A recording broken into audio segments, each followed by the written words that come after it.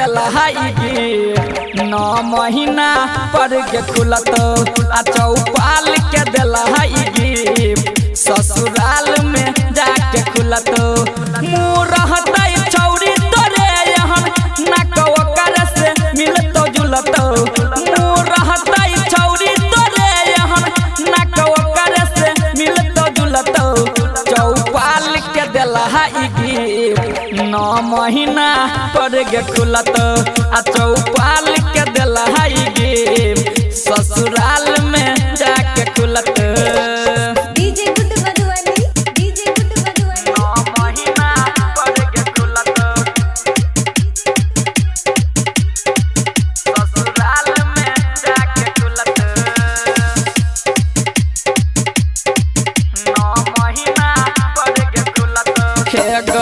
बुझत तोहर सैया बतिया पूछ लगत घर से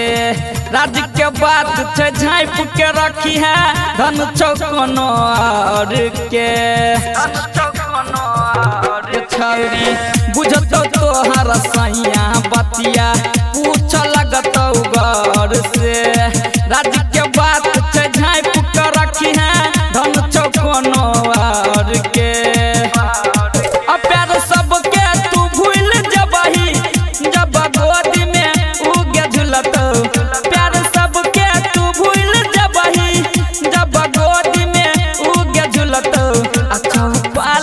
देला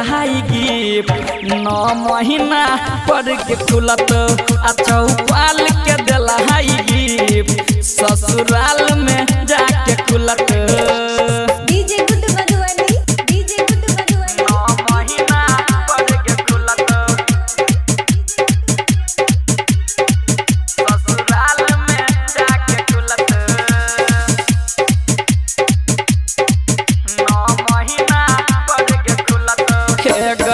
नैहर से लके ससुरा तक नहीं हुआ दी है सक गे सैया से बेसी ओकरा पे रहते छौरी चौपाल के हक गे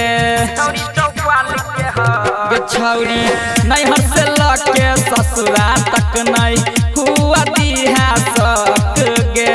सैया से बेसी ओकरा पे रहते छौरी चौपाल के हक गे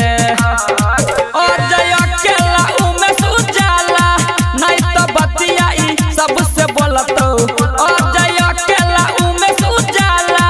नहीं तो बतियाई सबसे बोलतो चौपाल के देला गिफ्ट 9 महीना पर के खुलत आ चौपाल के देला गिफ्ट ससुराल